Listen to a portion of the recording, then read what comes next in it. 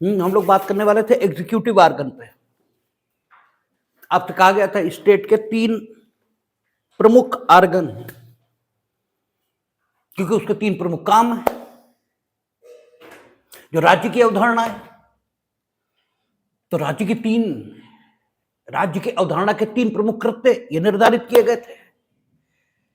विधानों का निर्माण, विधानों का प्रवर्तन, और विधान जो निर्मित हुआ वो क्या है, और उसके मुताबिक न्याय निर्णयन। तो तीनों कामों को करने के लिए अलग अलग अंगों की रचना ये की गई थी। ये बिल्कुल शुरुआत में जब कॉन्स्टिट्यूशन शुरू किया था तब बात हुई थी। तो अब कार्यपालिकी अंग, राज्य का कार्यपालिकी अंग, जिसका हेड कौन है? राष्ट्रपति। लेकिन हम लोग जब इस कार्यपालिकी अंग में प्रवेश करेंगे तो इस विषय पर चर्चा होगी कि क्या वाकई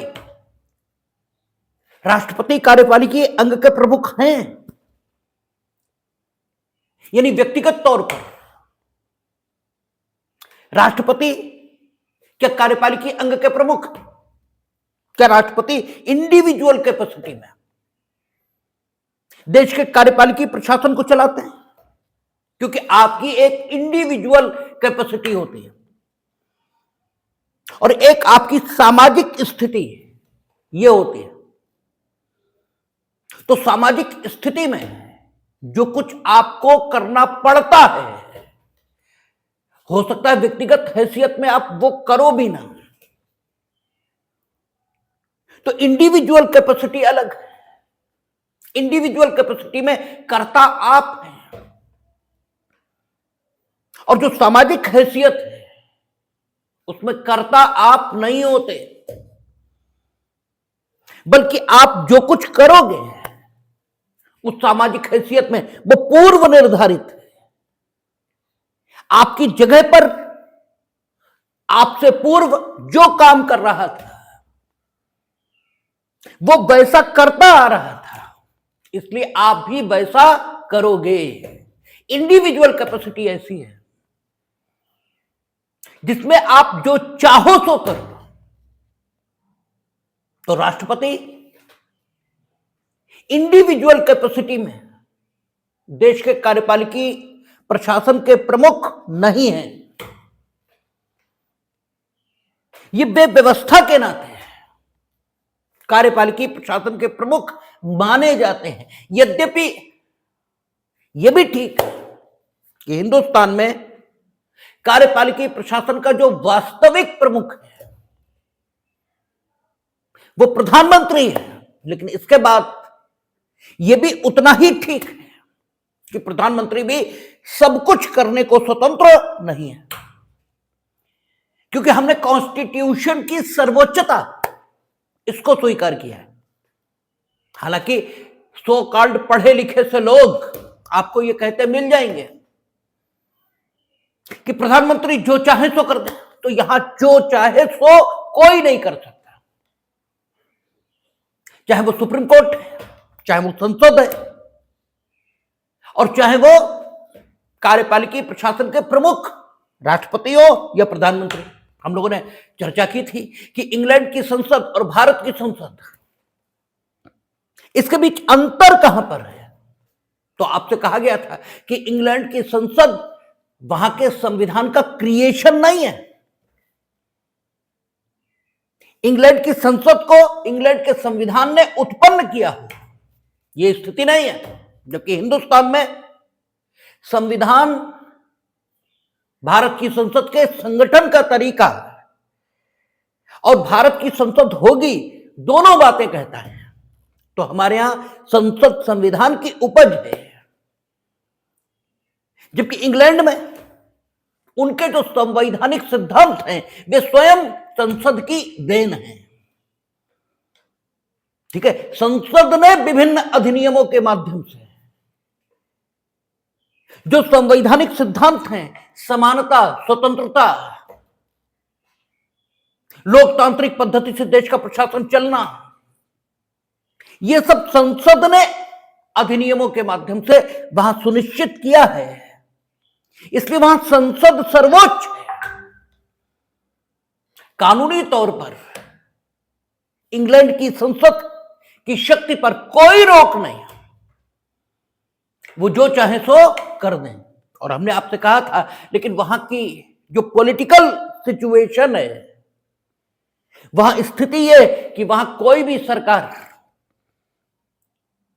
जो संसद के, वहां जो संसद है जिसे हाउस ऑफ कॉमन्स और हाउस ऑफ लॉर्ड्स कहा जाता है, वहां कितना भी बहुमत रखे, लेकिन वे उन सामान्य अधिनियमों में परिवर्तन की बात सोच भी नहीं सकते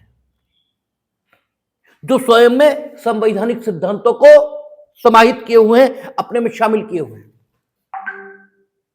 हालांकि बड़ी आसानी से कर सकते हैं क्योंकि उनकी शक्ति पर कोई प्रतिबंध नहीं है। वहां संविधान के सिद्धांत संविधान के रूप में अलग से संकलित किए गए हो, यह बात है ही नहीं। वहां अधिनियम है, जैसे आप ऐसे समझ लो समझने के लिए, जैसे हमारे यहां पीपुल्स रिप्रेजेंटेशन एक्ट है, ऐसे ही वहां चुनावों को संचालित करने के लिए कुछ अधिनियम हैं, और वे अधिनियम ये कहते हैं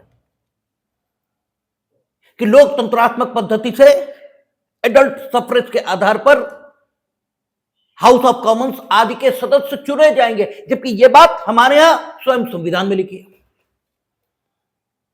ठीक है कि एडल्ट सफ्रेज के आधार पर 324, 323 वो आर्टिकल्स वो स्वयं लिखते हैं कि ऐसा होगा, जबकि वहां संसद ने अधिनियम के माध्यम से यह निर्धारित किया।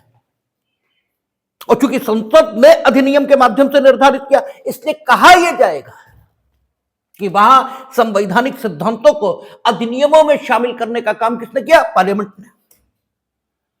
और जब पार्लियामेंट ने किया तो पार्लियामेंट सर्वोच्च हो गई,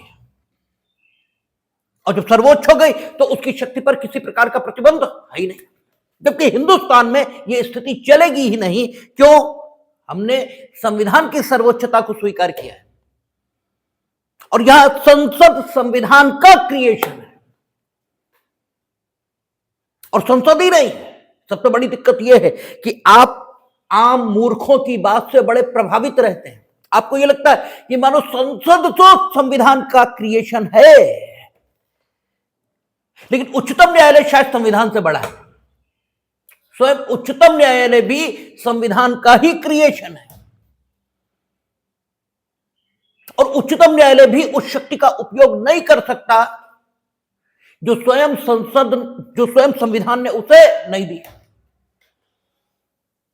तो यहां न तो संसद न उच्चतम न्यायालय, कोई भी संविधान द्वारा प्रदत्त शक्तियों के ऊपर नहीं है। तो यह ठीक है कि राष्ट्रपति देश की जो कार्यपालिका है, या देश का जो कार्यपालिकीय प्रशासन है,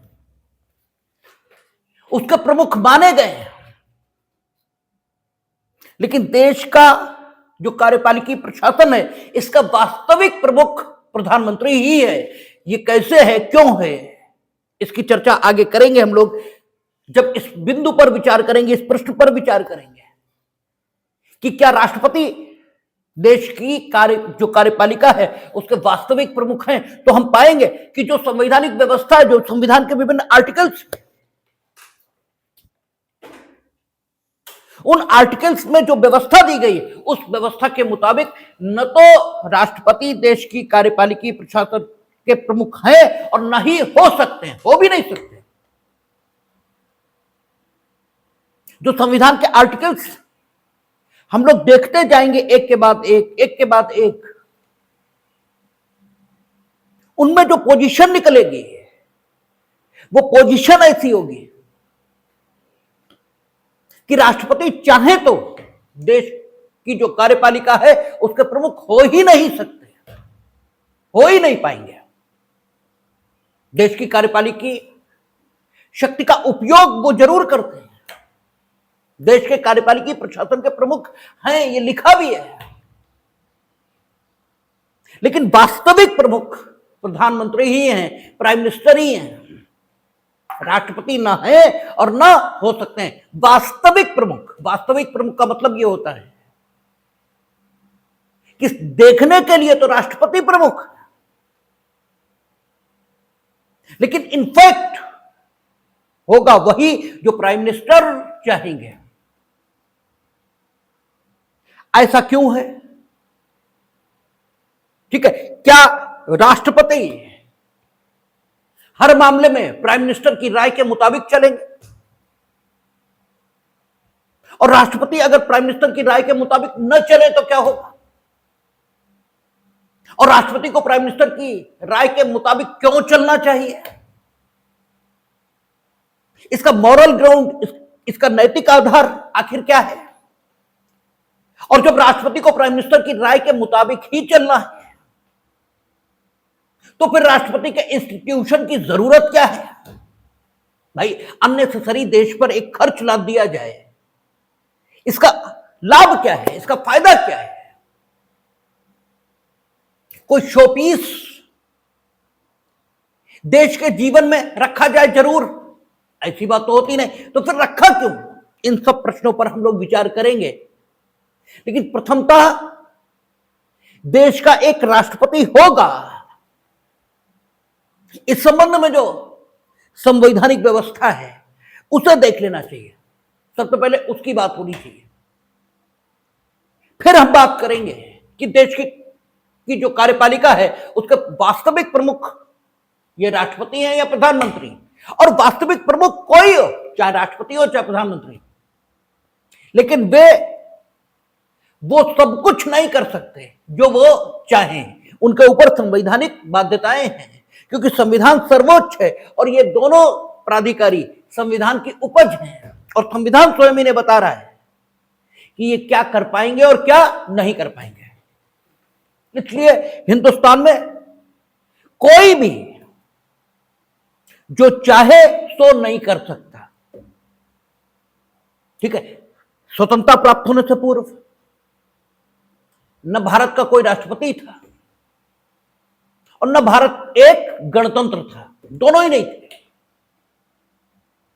क्योंकि 26 जनवरी 1950 को संविधान अस्तित्व में आया और संविधान ने पहली बार यह घोषणा की कि भारत का एक राष्ट्रपति होगा, और वो किस ढंग से राष्ट्रपति बनेगा उसका तरीका भी संविधान ने निर्धारित किया।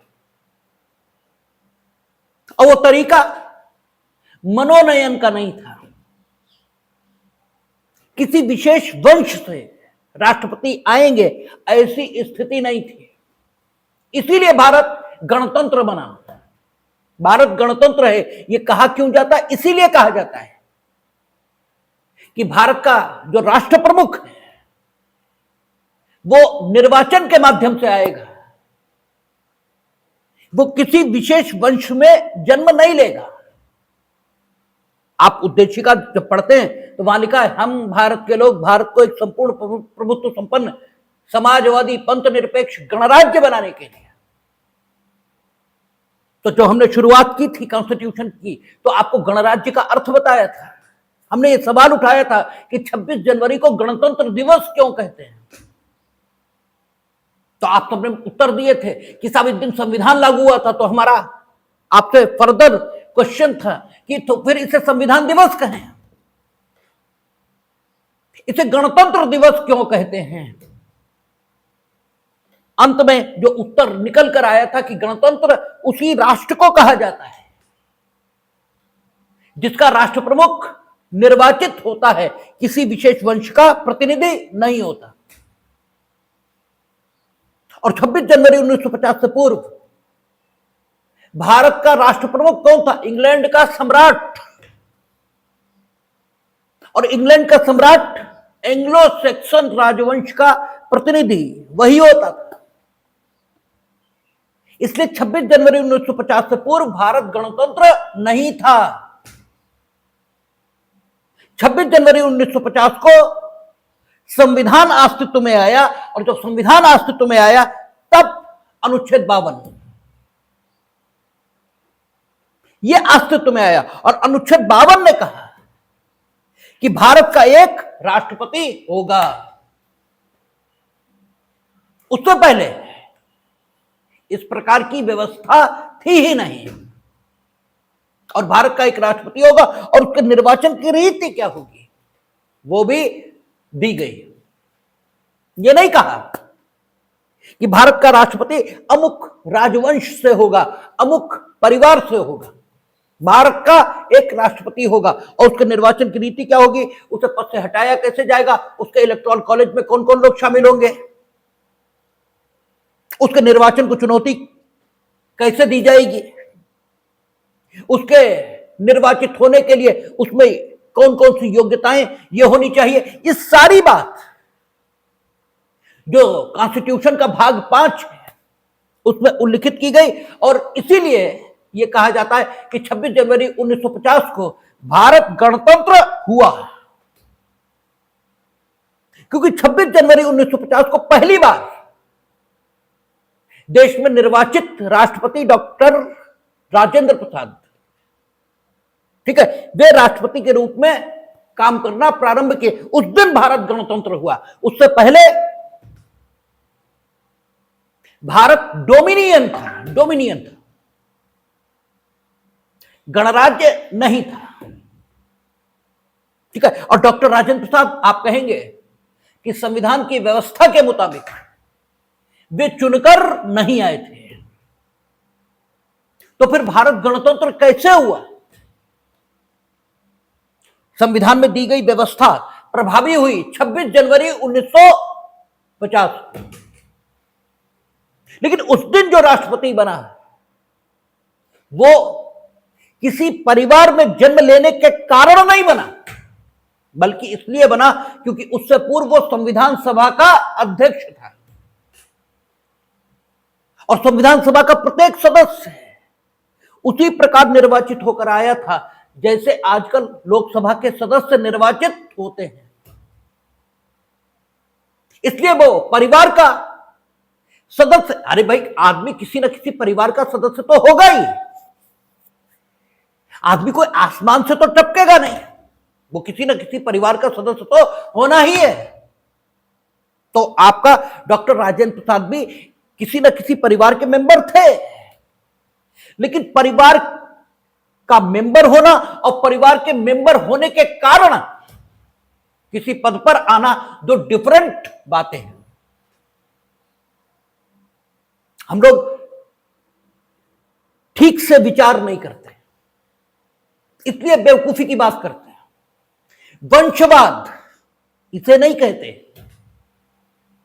कि एक परिवार में लगातार योग्य लोग पैदा हो रहे हैं। हो सकता है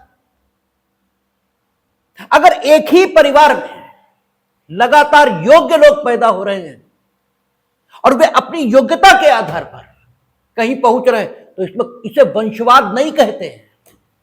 न ये वंशवाद है। वंशवाद इसे कहते हैं कि जब एक परिवार में पैदा हो गए इसी कारण से और कोई कारण ही नहीं है और आप एक पोस्ट को होल्ड कर रहे हैं लगातार, इसे वंशवाद कहते हैं। अगर किसी राजनीतिक परिवार में कोई पैदा हो गया और पैदा होने के बाद उसने अपनी मेहनत से उस दल में स्थान बनाया और टॉप पोजीशन पर पहुंचा, इसमें कोई बुराई नहीं, ये वंशवाद है ही नहीं। लेकिन कोई एक परिवार में पैदा हुआ और इसलिए वो टॉप पोजीशन ही होल्ड करेगा, यह है वंशवाद। लेकिन मूर्खों के गांव नहीं बसते। यहां वंशवाद की परिभाषा यही मानी जाती, बोले एक वंश में, अरे भाई, एक वंश में पैदा होना ये कोई खराब बात थोड़ी है। लेकिन क्या अगर कोई और कांग्रेस का प्रमुख होता और कांग्रेस इतने चुनाव हार जाती तो वो रह पाता? क्या वो कांग्रेस की टॉप लीडरशिप में रह पाता इतने चुनाव हार जाने के बाद जितने हारे हैं? ठीक है, तो यह है वंशवाद कि आप एक विशेष वंश में पैदा हुए इसलिए टॉप पोजीशन ही होल्ड करेंगे, और अगर टॉप होल्ड नहीं करेंगे तो भी सिर्फ कागज में होल्ड नहीं करेंगे। आज भी मल्लिकार्जुन खड़गे की यह हिम्मत नहीं है कि गांधी परिवार के विरुद्ध कोई निर्णय कर पाए। करके देखें। यह है वंशवाद, ठीक है ना। तो ठीक है, डॉक्टर राजेंद्र प्रसाद किसी न किसी परिवार के मेंबर तो होंगे ही, लेकिन परिवार के मेंबर होने के कारण वे देश के राष्ट्रपति नहीं हुए। संविधान सभा का अध्यक्ष इसके नाते वे देश के राष्ट्रपति हुए, और संविधान सभा का अध्यक्ष इसलिए नहीं थे कि किसी विशेष परिवार के मेंबर थे, इसलिए थे कि वरिष्ठ थे और जीतकर आए थे। तो गणतंत्र कोई भी देश तभी बनेगा जब उस देश का राष्ट्र प्रमुख निर्वाचित होगा। और भारत में लंबे समय के बाद भारत नाम जिनके नाम पर रखा गया है, महाराज भरत, उन्होंने गणतंत्र की परंपरा शुरू की थी। बताया यह जाता है कि महाराज भरत के जितने पुत्र थे उनमें से एक भी इस लायक उन्होंने नहीं पाया था जिसे वो सम्राट बनाते हैं। तब उन्होंने जनता में से एक व्यक्ति को चुनकर और यह कहकर कि जनता पुत्रवत होती है शासक के लिए, तो ये भी हमारे पुत्र ही हैं, और उनमें से एक व्यक्ति को उठा करके शासक बना दिया था। तो गणतंत्र की परंपरा महाराज भरत से शुरू होती, ऐसा बताया जाता है। लेकिन उसके बाद लंबे समय तक भारत में गणतंत्र नहीं रहा, लंबे समय तक। उसके बाद जब गणतंत्र आया, वो कब आया? 26 जनवरी 1950। इसलिए भारत को गणतंत्र, भारत का जो 26 जनवरी 1950 है, वो भारत में गणतंत्र दिवस के रूप में मनाया जाता है। कारण उसका यह नहीं है कि साहब संविधान उस दिन लागू हुआ, संविधान लागू हुआ तो संविधान दिवस कहते हैं, इसलिए उसे गणतंत्र दिवस कहा जाता है, क्योंकि गणतंत्र बना।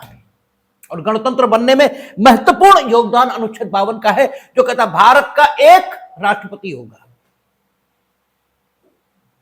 और बहुत महत्वपूर्ण योगदान 52 के बाद सेक्शन आर्टिकल 54, ठीक है, उसका भी है, राष्ट्रपति का निर्वाचन। 55 तो निर्वाचन की रीति बताता है, और रीति कभी भी इंपॉर्टेंट नहीं हो सकती, प्रक्रिया कभी इंपॉर्टेंट नहीं होती। प्रक्रिया बनती इसीलिए कि सब कुछ फेयर हो। पूजा की जो प्रक्रिया बताई गई है कि आपको नहाना चाहिए, ये करना चाहिए, वो करना चाहिए, वो इसलिए ताकि पूजा ठीक से हो सके। उस प्रक्रिया से आप न भी करें तो भी पूजा हो सकती है। और जो बड़े बड़े संत महात्मा बताए गए, उनमें से एक ने भी पूजा की रीति को फॉलो नहीं किया, एक ने भी। भाई संतत्व के क्षेत्र में रैदास की बराबरी कौन करेगा, जो कठौती में चमड़ा भिगोए बैठे हैं और कह रहे हैं कि मन चंगा तो कठौती में गंगा, और गंगा में खोए कंगन कठौती से निकाल कर दे रहे हैं। तो ईश्वर की कृपा तो उन पर है ना। कबीर तो कपड़ा बिनते जाते हैं, मीरा तो किसी मंदिर में नहीं जा रही है। भाई मीरा तो अपने घर में है ना, किसी मंदिर में थोड़ी है,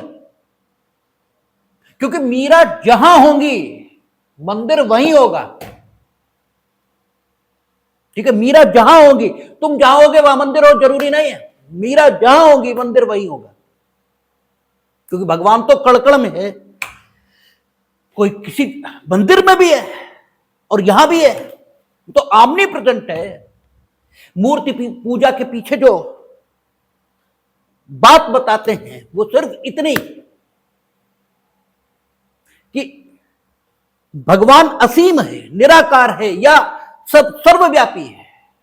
आखिर हम उसका अनुभव कैसे करें? हमारी शक्ति सर्वव्यापी हो जाने की तो नहीं है, हम उसका अनुभव करना चाहते हैं। तो कहां जाएं, कहां अनुभव करें? तो भगवान से निवेदन किया जाता है कि भाई आप तो बहुत शक्तिशाली हो, आप तो सब जगह हो, तो इसमें आ जाओ, ठीक है, ताकि हमें दर्शन हो सके। हम अपनी सुविधा के लिए मूर्ति बना रहे हैं, ठीक है। और इसीलिए आप देखें कि जो पूजा की विधि है उसमें सबसे पहले मूर्ति में आवाहन करते हैं, भगवान को बुलाते हैं कि आइए इसमें प्रतिष्ठित होइए। और प्रतिष्ठित होने के बाद जब पूजा खत्म होती है तो उनका विसर्जन होता है कि अब जाइए। ठीक है, आप देखें ना, जब गणपति पूजा भी हुई थी तो पहले आह्वान, फिर गणपति का विसर्जन। अब विसर्जन हो गया, अब उस मूर्ति में भगवान नहीं है। इसलिए जो फेसबुक ये जो मूर्खों की तरह उस पर फोटो डाला करते, मूर्ति यहां पड़ी, वो पड़ी रहे, वो ऐसे ही है, मानो लाश है, वो ऐसे ही है। अब उस मूर्ति में से भगवान विसर्जित हो चुके हैं, क्योंकि हमने उनका आह्वान किया था, पूजा कर ली, बात खत्म हो गई है। अब वो कुछ नहीं है, वो मिट्टी ही है। अगर पड़ी तो पड़ी रहे, क्या फर्क पड़ता है? ठीक है ना। तो चीजों को ठीक ढंग से समझना चाहिए। तो भारत एक गणतंत्र, जो कब बना? 26 जनवरी 1950 को। अनुच्छेद 52 ये कह रहा है कि भारत का एक राष्ट्रपति होगा। ठीक है, और भारत का एक राष्ट्रपति होगा। इसको कार्य रूप कौन दे रहा है? 54। 55 निर्वाचन की रीति बता रहा, और रीति कभी इंपॉर्टेंट नहीं है, ताकत इंपॉर्टेंट है, मूल बात इंपॉर्टेंट है, पूजा इंपॉर्टेंट है। पूजा की प्रक्रिया इंपॉर्टेंट नहीं है। पूजा किसी प्रक्रिया से की जाए, ठीक है, वो कोई प्रक्रिया आप अपना लें, आप मंदिर में करें, आप यहां करें, कहीं करें, कोई फर्क नहीं पड़ता। और जितने महत्व के आप संत देखेंगे, महात्मा देखेंगे, वो कोई प्रक्रिया से कुछ नहीं करते। इसलिए प्रक्रिया महत्व की बात नहीं होती। आर्टिकल 54 हाँ सप्लीमेंट्री है, प्रक्रिया काम ठीक ढंग से हो, इसके लिए 54 के साथ 55 पढ़ लेते हैं। निर्वाचन की रीति ये देता है, निर्वाचन होगा 54 कहता है, भारत का राष्ट्रपति होगा 52 कहता है, उसकी ताकतें क्या होंगी 53 बताता है। ठीक है ना। 56 अहर्ताएं निर्धारित करता है।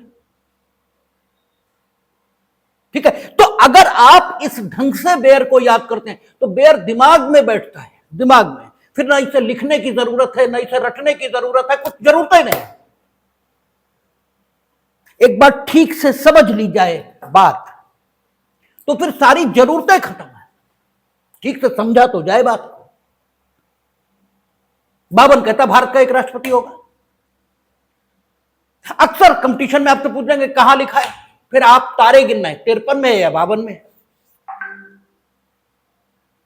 ठीक है, अव्वल तो बिल्कुल अगर नहीं पढ़ा तो याद ही नहीं आएगा, और अगर थोड़ा बहुत पढ़ा है, रिवाइज नहीं है, तो 53 में है या 52 में है, ये इसमें मिसकॉन्सेप्शन चलेगा। और अगर इतने विस्तार के साथ और इतने ठीक से चीज को समझा है तो फिर कभी भूलेगा ही नहीं। तो हर बार पढ़ना बेहतर है। उसमें समय कम, ठीक है, कम लग रहा है या ज्यादा लग रहा है, या इसमें समय इसकी बचत हो रही, एक बार ठीक से समझ लिया जाए सारी बात को। जो लिखा है, कहां लिखा है, क्यों लिखा है, और जब तक क्यों लिखा है यह नहीं समझ में आएगा, कुछ नहीं आता। दिमाग क्यों मान ले आपकी, ये बताइए, काहे, किस वजह से आपकी बात मान ले, क्यों वो याद रखे कुछ भी। आप उसे समझाइए तो, आप उसे बताइए तो कि जो कुछ आप उसमें स्टोर करना चाहते हैं वो किस लिए, किस वजह से स्टोर करना चाहते हैं। और अगर आप एक बार ये बता पाए दिमाग को, फिर तो जरूरत ही नहीं है, दिमाग खुद ही स्टोर कर लेगा। भगवान ने उसे इस ढंग की क्षमता दी है। हमने आपसे पहले भी कहा, आप फिल्मी गाने सुनते हैं और बस याद हो जाते हैं। आप व्यक्ति देखते हैं, वस्तु देखते हैं, अच्छी लग गई है तो वो उसका चेहरा जीवन भर को ध्यान हो जाता है। क्यों भाई, आपने ध्यान तो नहीं किया था। और सैकड़ों चेहरे देखे, कोई याद नहीं। सैकड़ों गाने सुने, कुछ याद नहीं। और जो अच्छा लगा था, सुंदर लगा था, वो एक बार सुना था, एक बार देखा था, और फिर भूल ही नहीं सके। तो आप कम से कम ये जाने जरूर। अच्छा, और प्रत्येक चीज सुंदर लगने का एक कारण है, इसलिए प्रत्येक चीज प्रत्येक व्यक्ति को सुंदर लगे ऐसा नहीं होता। जो आपको सुंदर लगेगा, हो सकता है हमें सुंदर ना लगे। इसीलिए यह एक सवाल है कि सुंदरता व्यक्ति में है या दृष्टा की दृष्टि में है। कहां है सुंदरता? अगर वस्तु में या व्यक्ति में है तो सबको सुंदर दिखना चाहिए, और अगर दृष्टा की दृष्टि में है तो फिर किसी कारण से होगी। ठीक है, दृष्टा जिस चीज को अपनी दृष्टि में सुंदर मान रहा है वो किसी कारण से, किसी वजह से मान रहा होगा, उस वजह को आइडेंटिफाई करना होगा। तो आपको कानून अगर समझना है तो देखना पड़ेगा। 52 कहता है भारत का एक राष्ट्रपति होगा। 53 ये बताता है कि भारत का जो राष्ट्रपति होगा ताकतें क्या होंगी उसकी। अच्छा, जो भी ताकतें भारत के राष्ट्रपति की है उन ताकतों का वो कैसे उपयोग करेगा ये भी लिखा है, और जैसे उपयोग करेगा वैसे ही करेगा। क्यों? ये सवाल था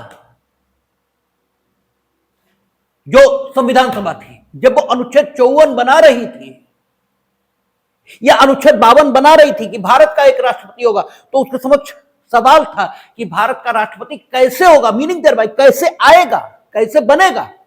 तो उसने अनुच्छेद 54 बनाया, और अनुच्छेद 54 में लिखा कि संसद के दोनों सदन उनके निर्वाचित सदस्य, आप जानते हैं कि संसद में सिर्फ निर्वाचित सदस्य ये नहीं होंगे, संसद के 2 सदन हैं। अनुच्छेद 79 पढ़ा है हम लोगों ने, लोकसभा, राज्यसभा, और लोकसभा में भी एंग्लो इंडियन समुदाय के 2 सदस्य राष्ट्रपति के द्वारा निर्वाचित मनोनीत किए जा सकते हैं यदि राष्ट्रपति की राय में उस समुदाय का प्रतिनिधित्व ये पार्लियामेंट में लोकसभा के भीतर नहीं हो रहा है, और राज्यसभा वहां तो 12 नॉमिनेटेड मेंबर होंगे ही होंगे, 238 निर्वाचित होंगे। और यही स्थिति राज्यों की है। राज्यों में विधानसभा और विधान परिषद जो कि सब जगह नहीं है, केवल 6 राज्य हैं जहां विधान परिषद भी है। ठीक है, तो सवाल यह है कि राष्ट्रपति होगा, मान लिया, लेकिन निर्वाचित कैसे होगा? तो संविधान सभा के सामने सवाल था कि निर्वाचित कैसे करें। तो आर्टिकल 54 बनाया उन्होंने, और आर्टिकल 54 बनाते समय उन्होंने कुछ बातों को ध्यान में रखा। उन्होंने कहा कि अगर व्यवस्था ऐसे बनाई जाए कि चूंकि राष्ट्रपति केंद्रीय स्तर पर होगा, देश का होगा, तो क्या संसद के दोनों सदनों के जो निर्वाचित सदस्य केवल उन्हें उसके निर्वाचन का हक यह दिया जाए,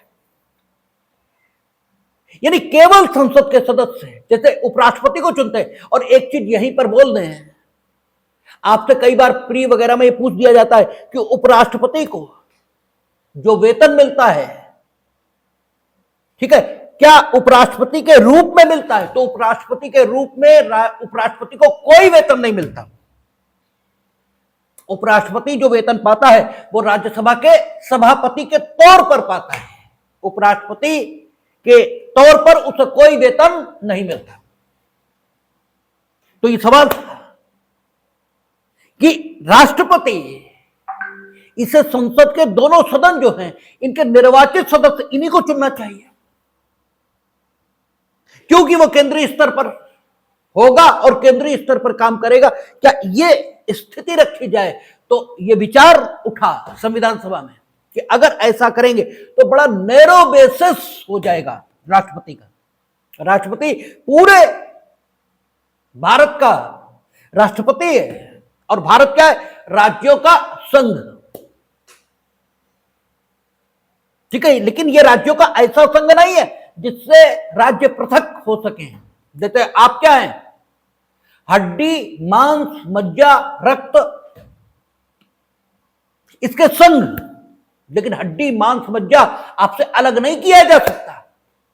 ये ऐसा ही संघ है जिसे प्रशासनिक सुविधा के पॉइंट ऑफ व्यू से, ठीक है, प्रशासनिक सुविधा के पॉइंट ऑफ व्यू से, जैसे आपकी आंखें हैं, आपकी टांगें, सब मिलाकर आप हो, लेकिन चिकित्सीय सुविधा के पॉइंट ऑफ व्यू से, डॉक्टर की सुविधा के पॉइंट ऑफ व्यू से आपको अलग अलग भागों में बांटा जा सकता है। ये ऑप्थेल्मोलॉजी यानी आंखों के डॉक्टर हैं, ये डर्मेटोलॉजी यानी स्किन के डॉक्टर हैं, ये ऑर्थोपेडिक सर्जन हैं यानी हड्डियों के डॉक्टर हैं, ये किया जा सकता है। लेकिन वो डॉक्टरी के पॉइंट ऑफ व्यू से आपका विभाजन है, इनफैक्ट आप एक ही हो। तो ऐसे ही भारत राज्यों का संघ है, लेकिन प्रशासनिक सुविधा के पॉइंट ऑफ व्यू से वैसे पूरा भारत एक ही है। हां, प्रशासनिक सुविधा ठीक से चले तो यहां से यहां तक का मुख्यमंत्री ये होंगे, यहां से यहां तक के ये होंगे, यहां से यहां तक की व्यवस्था इनके जिम्मे, यहां से यहां तक की व्यवस्था इनके जिम्मे। तो व्यवस्था ये ठीक चले, इसके लिए भारत राज्यों में विभाजित है, अन्यथा वो एक है। और जब एक है तो खाली सांसद जो संसद के दोनों सदनों के निर्वाचित सदस्य हैं वे उसका चुनाव करें, ये अच्छी बात नहीं होगी।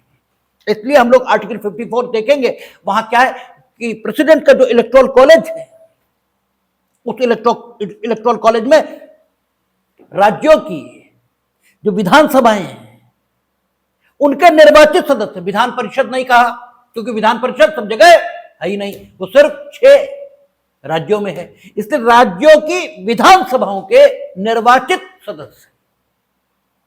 और चूंकि राष्ट्रपति देश का प्रमुख होगा और राष्ट्रपति देश का प्रमुख होगा और निर्वाचित होकर आएगा, इसलिए देश को गणतंत्र कहा जाएगा। तो उसके निर्वाचन में कोई मनोनीत व्यक्ति होना भी नहीं चाहिए, ठीक है। इसलिए मनोनीत सदस्य उसके निर्वाचन में भाग नहीं लेंगे, चाहे वे संसद के हों और चाहे वे विधानसभाओं के हों। तो राष्ट्रपति का जो इलेक्टोरल कॉलेज बनाया है उसमें संसद के दोनों सदनों के निर्वाचित सदस्य, निर्वाचित इसीलिए रखा गया। और आपसे खूब प्री में पूछा जाता है कौन कौन शामिल है राष्ट्रपति के इलेक्टोरल कॉलेज में, और आप बार बार याद करते हैं और बार बार भूल जाते हैं। और एक बार ठीक से समझ लिया जाए तो भूलने की समस्या ही खत्म, क्योंकि राष्ट्रपति निर्वाचित होकर आते हैं और निर्वाचित होकर आते हैं इसीलिए भारत गणराज्य है, क्योंकि वे राष्ट्र प्रमुख हैं और निर्वाचित होकर आ रहे हैं। तो उनके निर्वाचन में किसी ऐसे व्यक्ति को भाग लेने का नैतिक अधिकार या नैतिक जो मॉरल जस्टिफिकेशन है वो हो ही नहीं सकता जो स्वयं मनोनीत है। इसलिए संसद के दोनों सदनों के निर्वाचित सदस्य और विधानसभाओं के निर्वाचित सदस्य, राज्यों की विधानसभाओं के, और राज्यों की विधानसभा इसलिए शामिल होनी चाहिए क्योंकि राष्ट्रपति देश के प्रमुख हैं, इसलिए राज्यों का रोल उनके निर्वाचन में होना ही चाहिए।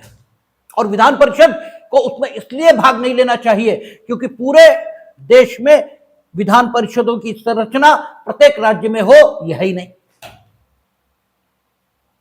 वो संरचना सिर्फ और सिर्फ 6 राज्यों में है। इसलिए इलेक्टोरल कॉलेज में लॉजिकली जिनको शामिल होना चाहिए वो संसद के दोनों सदनों के निर्वाचित सदस्य और राज्यों की विधानसभाओं के निर्वाचित मेंबर, यही होने चाहिए, यही है। इसके अलावा किसी को होना ही नहीं चाहिए। फिर अगला सवाल कि भारत का राष्ट्रपति होगा, मान लिया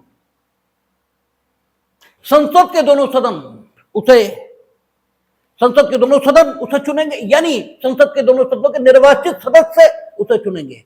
राज्यों का रोल उसमें होना चाहिए, यह भी मान लिया, लेकिन उसका डायरेक्ट इलेक्शन क्यों ना कराया जाए? संसद के सदस्य उसको क्यों चुने? यह सवाल भी संविधान सभा के समक्ष था। तो संविधान सभा का यह विचार था कि अगर आप किसी को एक प्रक्रिया से चुनते हो तो उस प्रक्रिया से जो अन्य व्यक्ति चुना गया उसके जो अधिकार हैं वही अधिकार फिर इस व्यक्ति के भी होने चाहिए, क्योंकि अगर आप ऐसा नहीं करोगे तो ये तो भेदभाव है। आपने हमें भी एक विशेष प्रक्रिया से चुना और इनको भी एक विशेष प्रक्रिया से ही चुना, और एक नहीं उसी विशेष प्रक्रिया से चुना। लेकिन हम दोनों के अधिकारों में अगर भेद है तो ये तो कोई ठीक बात हुई ही नहीं। तो राष्ट्रपति अगर प्रत्यक्ष निर्वाचन से चुना जाएगा तो फिर उस संसदीय व्यवस्था, जिस संसदीय व्यवस्था को हम अपनाने जा रहे हैं और जिससे प्रधानमंत्री चुना जाएगा या मंत्रिमंडल आएगा, उस व्यवस्था की तुलना में राष्ट्रपति के अधिकारों को कम करके देखना और उसे सिर्फ शीर्षकीय प्रमुख मानना, यह कहां तक उचित होगा? इसका तो कोई मॉरल जस्टिफिकेशन दिखाई नहीं देगा। और भारत का जो संविधान बन रहा है उसमें राष्ट्रपति, हम लोग आगे चर्चा करेंगे, राष्ट्रपति देश के वास्तविक प्रमुख हो ही नहीं सकते। होना भी चाहे तो नहीं हो पाएंगे, देखेंगे अभी हम लोग। उसकी चर्चा अभी हम इसलिए नहीं कर रहे विस्तार से क्योंकि अनुच्छेद 77 अभी हमने नहीं पढ़ा है और वो प्रमुख आर्टिकल है जो राष्ट्रपति को देश के वास्तविक प्रमुख के तौर पर काम करने में अक्षम बना देगा। कैसे बनाएगा? जब अनुच्छेद 77 पर पहुंचेंगे तब बात करेंगे। राष्ट्रपति देश के वास्तविक प्रमुख हो ही नहीं सकते, होना भी चाहे तो नहीं हो पाएंगे। तो यह तो संविधान का जो पूरा नेचर है उसी को परिवर्तित करिए। और अगर संविधान की प्रकृति यही रखना चाहते हैं तो वहां प्रधानमंत्री ही वास्तविक प्रमुख हो सकता है, राष्ट्रपति हो ही नहीं पाएंगे। और जब राष्ट्रपति हो ही नहीं पाएंगे तो राष्ट्रपति अगर प्रधानमंत्री के निर्वाचन की प्रक्रिया उसी से चुनकर आए तो फिर प्रधानमंत्री से, ठीक है, शक्तियों के मामले में कमतर क्यों दिखाई दे? इसका कोई मॉरल जस्टिफिकेशन नहीं है। इसलिए अप्रत्यक्ष निर्वाचन की प्रणाली चुनी गई। ठीक है, इसलिए कहा गया कि साहब जो है संसद के दोनों सदनों के निर्वाचित सदस्य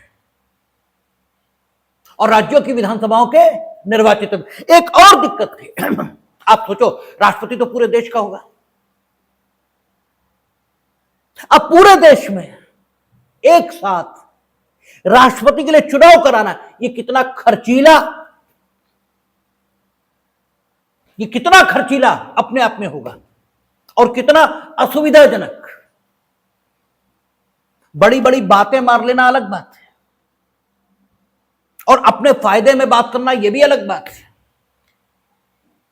लेकिन वास्तविकता जो है वो हम आप सब अनुभव कर सकते हैं।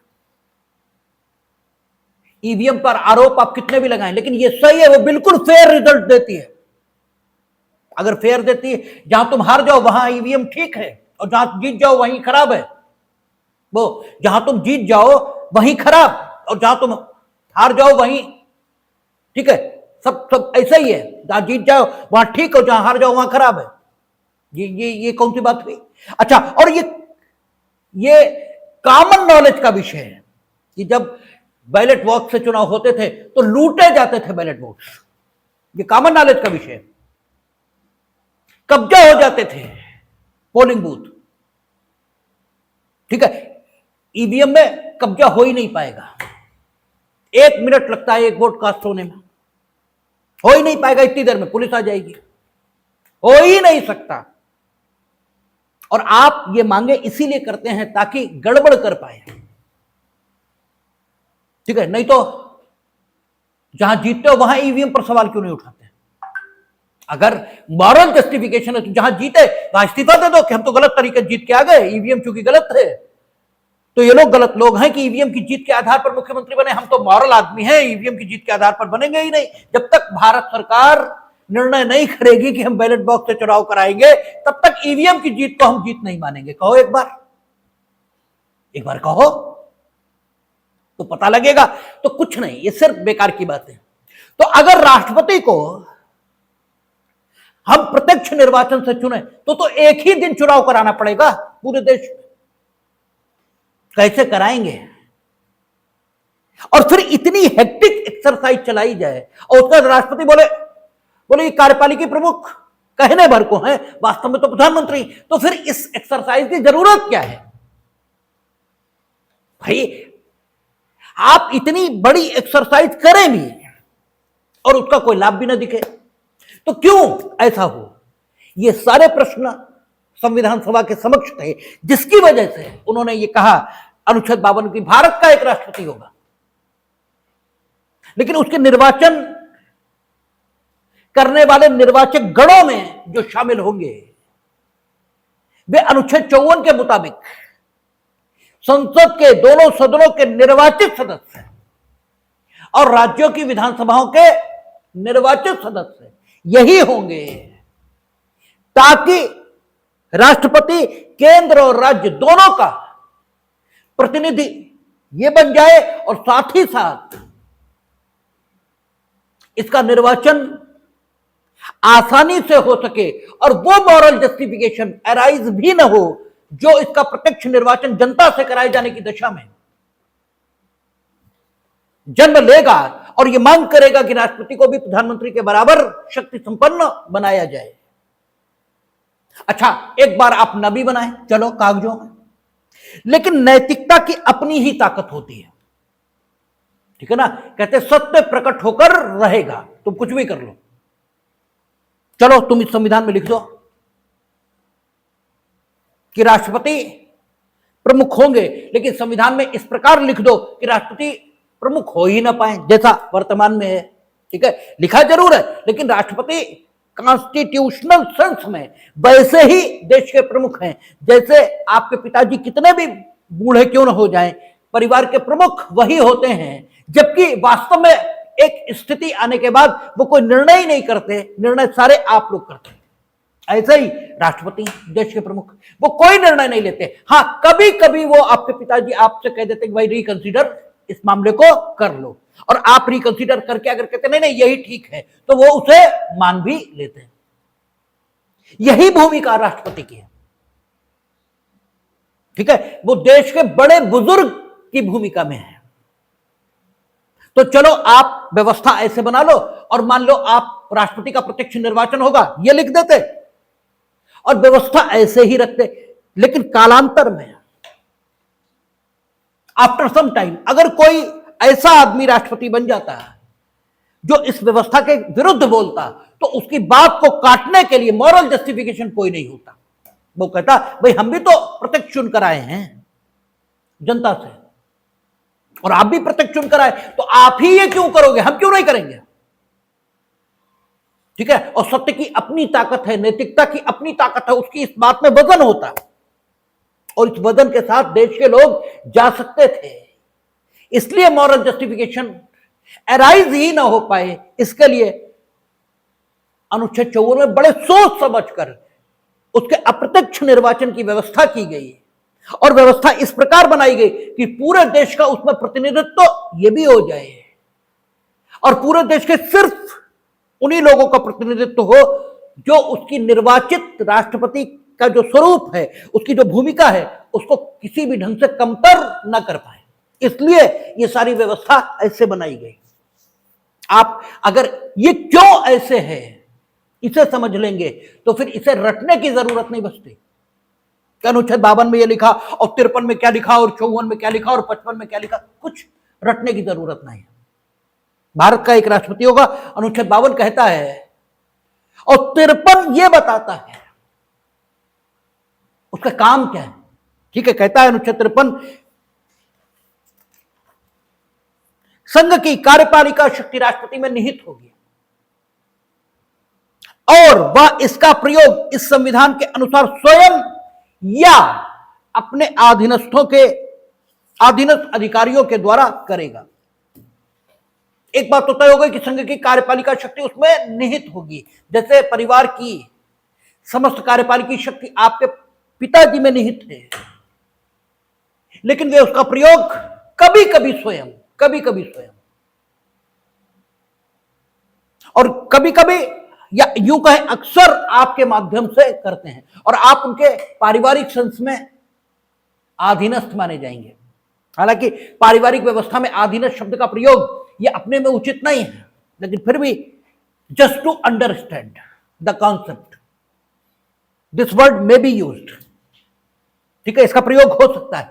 तो आप संघ की समस्त कार्यपालिकी शक्ति उनमें निहित होगी, लेकिन वे इसका प्रयोग कैसे करेंगे, या तो स्वयं यानी there may be some situations in which they will enjoy their rights and powers in their individual capacity, अपने आप इंडिविजुअल कैपेसिटी, अपने आप निर्णय लेंगे। यह लिखा इसलिए इसकी बुद्धिमत्ता फ्रेमर्स की आगे दिखाई देगी। हमेशा अपने अधीनस्थ अधिकारियों के द्वारा नहीं करेंगे। लिखा है संघ की समस्त कार्यपालिका की शक्ति उनमें निहित होगी और वे इस शक्ति का प्रयोग या तो स्वयं या अपने अधीनस्थ अधिकारियों के माध्यम से करेंगे, meaning thereby both options will be available to them.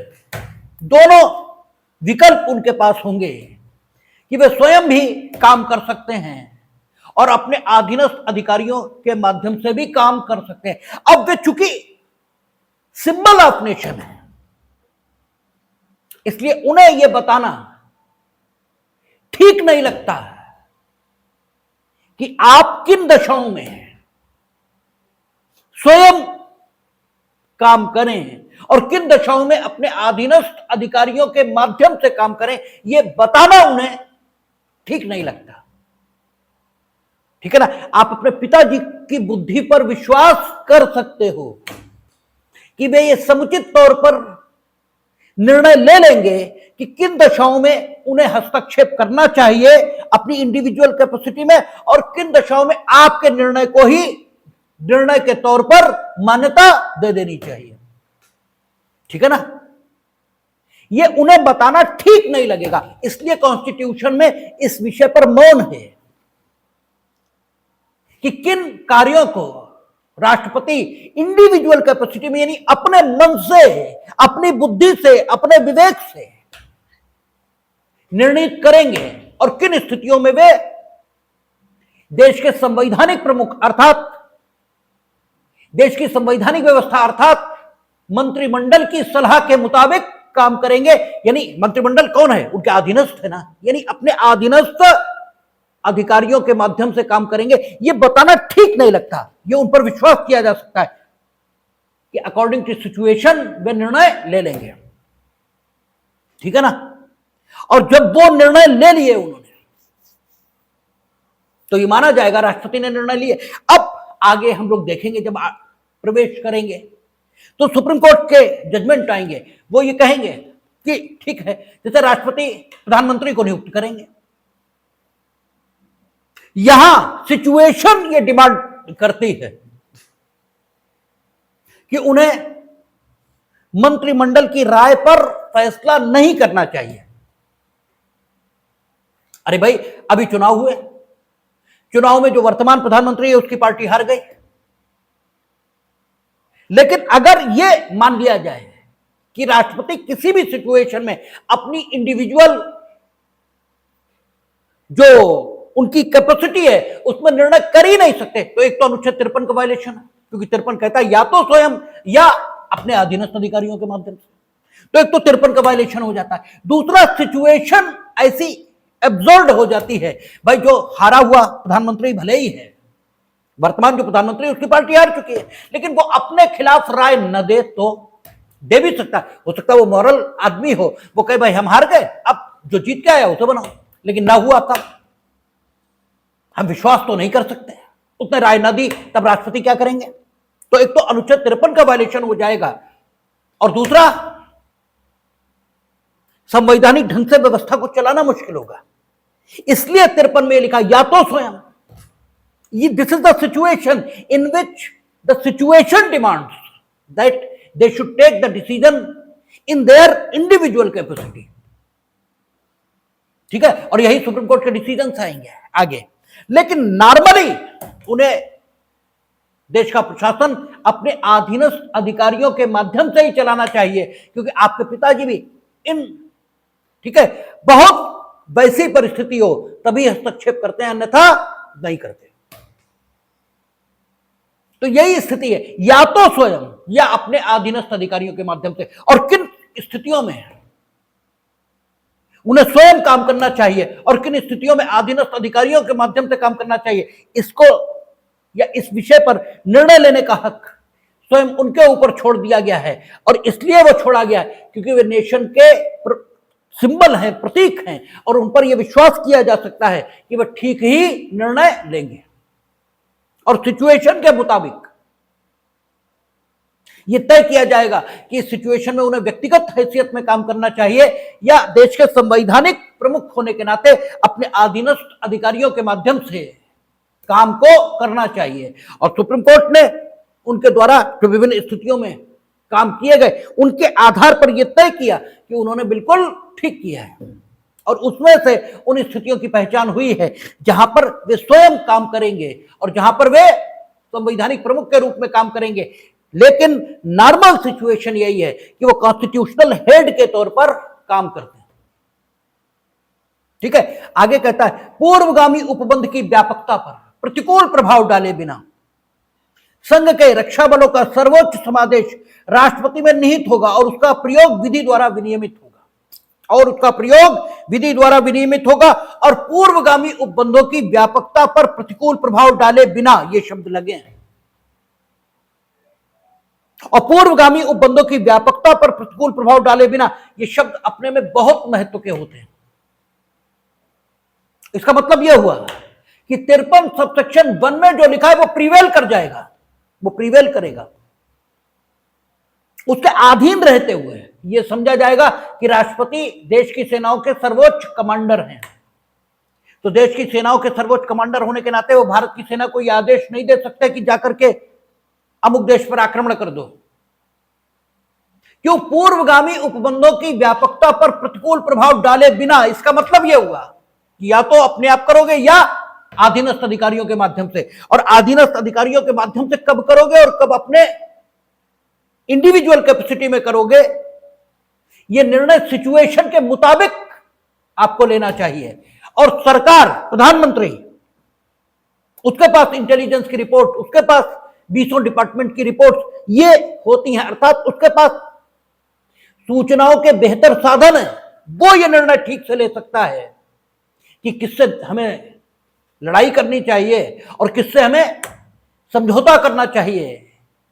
इसलिए यहां पर आपको अनुच्छेद 53 द्वारा प्रदत्त शक्ति का उपयोग इस प्रकार करना चाहिए कि हम इस शक्ति का प्रयोग अपने अधीनस्थ अधिकारियों के माध्यम से करेंगे।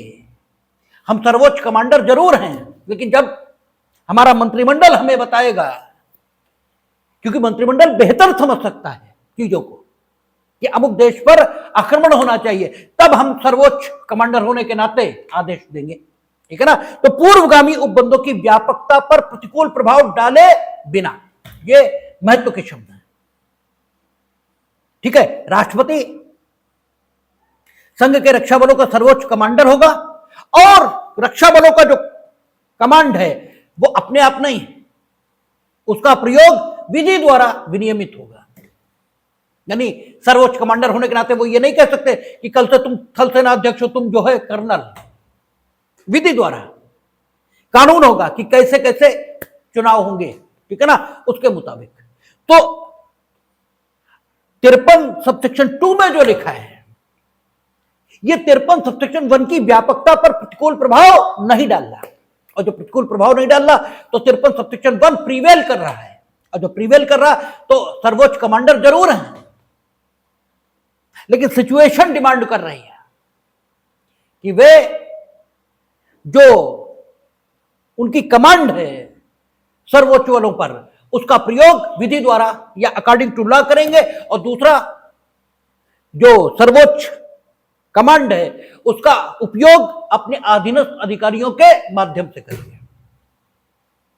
ठीक है ना? तो इसलिए मूर्खों की तरह नहीं पढ़ते, और जो बेवकूफ समाज में घूम रहे हैं उनकी बातें भी नहीं सुनेंगे। जो लिखा है बिल्कुल ठीक ये लिखा है। कहता है इस अनुच्छेद की कोई बात किसी विद्यमान विधि द्वारा किसी राज्य की सरकार या अन्य प्राधिकारी को प्रदान किए गए कृत्य राष्ट्रपति को अंतरित करने वाली नहीं समझी जाएगी। ये क्लेरिफिकेशन जोड़ा है, ये क्लेरिफिकेशन न भी हो तो बात चलेगी, क्योंकि अगर पूरे संविधान में कोई काम किसी राज्य की सरकार को दिया गया है या किसी प्राधिकारी को दिया गया है,